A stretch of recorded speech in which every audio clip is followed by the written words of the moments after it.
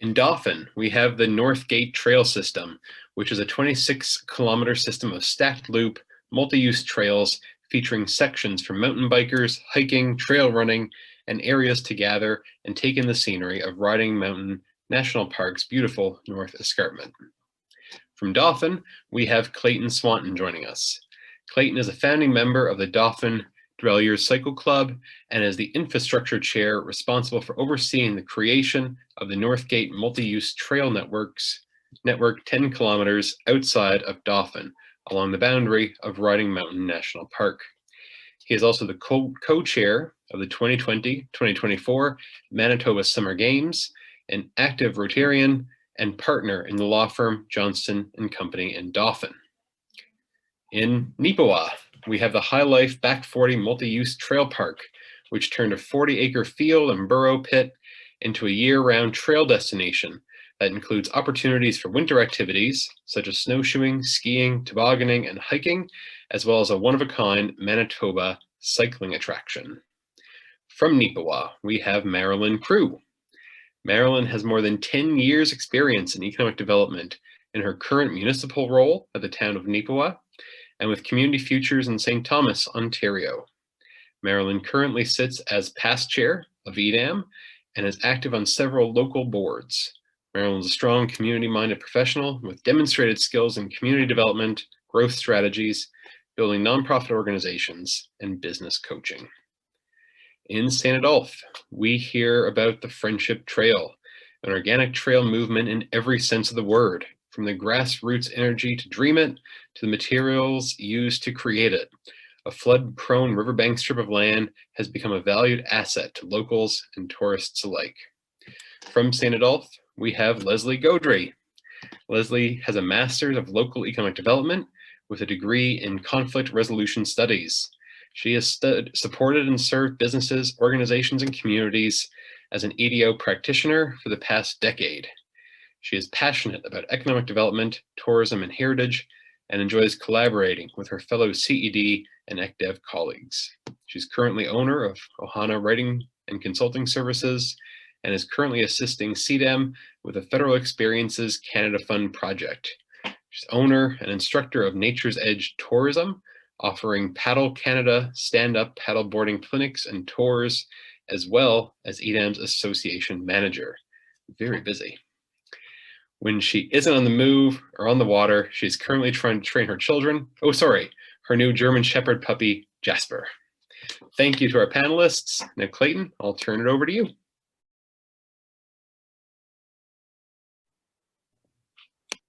Great, thanks so much, Kyle.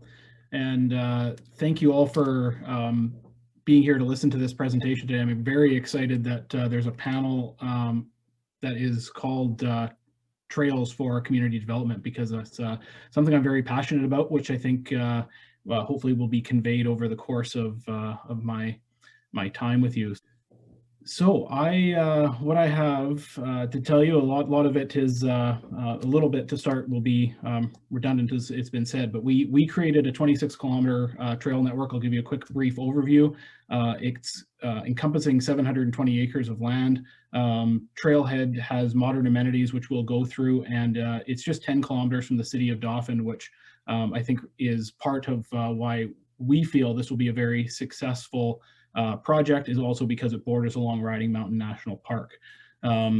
So I'll just get started by saying also that I've got some slides here that are just, I'm a shameless promoter of the network. They're just pretty pictures of the network, and then you'll just listen to me talk. So apologies that it's not quite as polished as some others, but hopefully you find this beneficial.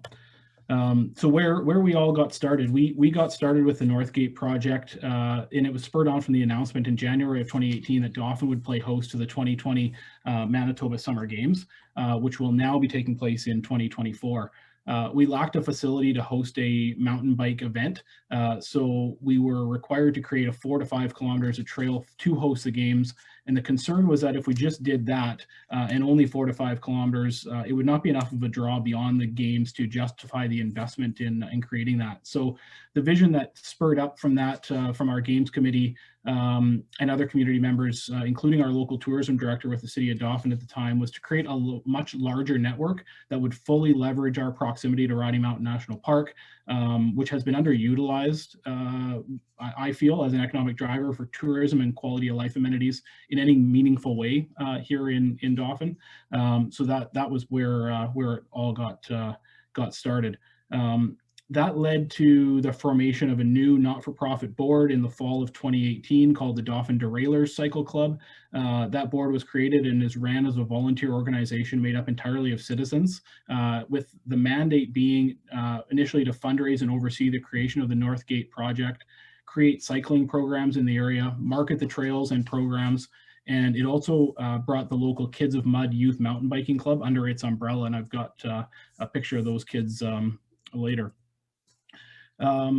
So part of the, what I want to share with you guys is partnerships and collaborations that it was required to make this project happen. And there were so many for us. We made the decision very early on that we wanted to engage a local, or not a local, but a trail designer to fully explore the land we had to work with and that we had available to us. And I'll talk more about the land acquisition later. Our partnership formed with Scatliff, Miller, and Murray, and specifically Alex Mann, who I can't recommend highly enough. He was very integral to the project. He suggested a plan for our area that we could work with and provided us with the pretty picture drawing, as I like to call it, which I think was, again, integral to all the steps going forward. He did up cost projections for the project for us, and those conversations that we had with him and what he provided us allowed us to give a visual representation to partners when we went with open arms. So armed with those visuals and the price tag, we were able to win over councillors and the RM in the city. This was a citizen-led initiative, but we knew that our partnership with the municipalities would be integral to our success. So we were sure to include them very early on in the process and often as it moved forward. So there's a group of our Kids in Mud that's about a quarter of them from last year. Is we want to talk about the money, because I think that's important in any trail development. If it's not being funded by the municipality, as you'll hear in the next presentation, costing and fundraising was a major piece of our partnerships on this. We were able to afford the initial project plan from Scatliff, Miller, and Murray at the outset because of our connection with the local Rotary Club. We asked them to become a games sponsor very early on, and the money that they provided to the games allowed us to get that drawing, which then allowed us to put a grant together for the Co-op Community Spaces program, and we were successful in receiving $150,000 from them. We then went back to the Dauphin Rotary Club and said, thanks for the money for getting the picture together, but it doesn't do us much good if we don't see the project all the way through. And we asked them to match that community Co-op Community Spaces grant, and they did, and they provided a further $150,000 towards the project. We then had the same conversation with the local co-op and the local credit union, and they came on board to each for $150,000 as well. And all of those partnerships have just been fantastic for us. We gave them naming rights to those 3 organizations throughout the network, and they're happy, and we are, of course, thrilled. The 2020 Games Committee also was able to provide $250,000 towards the Northgate project, which came from that initial Rotary commitment of $50,000, some Sport Manitoba grants for capital infrastructure, and then the City of Dauphin's required investment of $75,000 as the host city, and then the RM contributed $30,000 as well to the games. So we were successful in also leveraging that money that we raised. We then went and applied for Western Economic Diversification, and were successful for $330,000 with that. We were required to provide year-round accommodations at the trailhead and spend a significant amount on marketing to ensure that the project would be a very large regional economic driver. So that funding all told, we have fundraised $1.3 million for the project so far. We raised that in about 6 months, which we're pretty proud of, and we've almost completed the build of the network within a 2-year time frame. So the other partnerships that we've had are with the landowners. And I'll get to the project benefits here right away, but I like this picture with the kids out on the network. So with any trail development, of course, landowners are integral.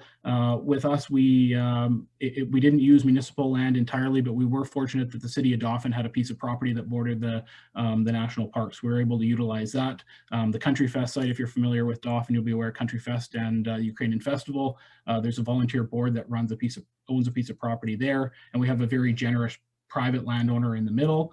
And then there's a few outlying pieces of property. All told, we entered into 6 land use agreements that allowed us, we as a board don't own any of the land, but we've got land use agreements that allows us to proceed. So some of the benefits of the project that I want to touch on and just express to everybody, the reason why we would go through the effort to partner with 6 different landowners and spend the time and the money for it is for us, it was a no-brainer, and our timing for this network ended up being pretty impeccable. Was just as we were ready to launch the network, COVID hit, and everybody kind of got put onto lockdown, and the national park closed close to us, so the trails weren't open there, but our network was able to remain open, and we felt very confident in the distancing that that can take place on 720 acres of land over 26 kilometers of trail. So we stayed open, and we feel that the necessity for outdoor recreation for mental health can't be overstated. We're seeing it all the time now, and we're seeing it in municipal and provincial federal policies for providing funds, that they're very much focused on active living initiatives and getting outside. And just as we were getting our project going, also it was announced in our community that the provincial jail was closing. Morale was very low at that time, and I think I've read a lot of studies about trail development as an economic driver and community revitalization. A lot of them are tied to mining towns. When the mines close or a major industry goes away, and these trails come along and completely revitalize a community. And I think the long term, when we look back on this project 10 years from now, I think we're going to see a similar thing for Dauphin. Everybody was kind of down in the dumps about what this was going to mean, losing a major employer in town. And I think the pride that's come out of the network has been palpable, and we're excited about being able to showcase Dauphin in a different light. So that's a very particular benefit for our community. And then downtown revitalization. So we just got this network started. It's only been in the planning stages for the past 2 years, but we already have seen 2 downtown businesses or buildings that were sitting vacant be purchased and are in the stages of being renovated. And I've talked to the owners of these buildings, and the sole reason that this was done was because they are confident in the tourism draw that these trails are going to have. So the top picture is being renovated currently to have windows all the way in the front with timber frame in between, and it's going to become Prairie Cycle Works, a new bike shop. A young individual who originally had been from Dauphin had moved back right around the time when we were talking about this network. He attended one of our open houses, and within a couple months, he went forward with an idea he had for a new bike shop in town, and he was hesitant to do it. And as soon as he attended the open house, he took off. He built a little shed in his yard, and he was been running the bike shop out of there. And now he's moving into a downtown Main Street location, into a newly renovated space this summer, which would not have happened but for the trail network. The other one in the bottom corner is just a vacant building. We lost our Acklands Granger location, and that building's been sitting vacant. It's just been used as storage for our Norwex distributor. That's been purchased by a group of individuals who are integral and helping out on the trail network, and they're opening up a brewing company out of it, and they're in the process of learning how to become craft brewers. So they're hiring somebody out of Olds, Alberta, who's just finished the craft brewing course, and he's moving to Dauphin because he's an older individual looking to retire in an interesting community, and he thought this was it. So we have already been able to prove the economic worth of investing in the trails, which is something we're pretty proud of.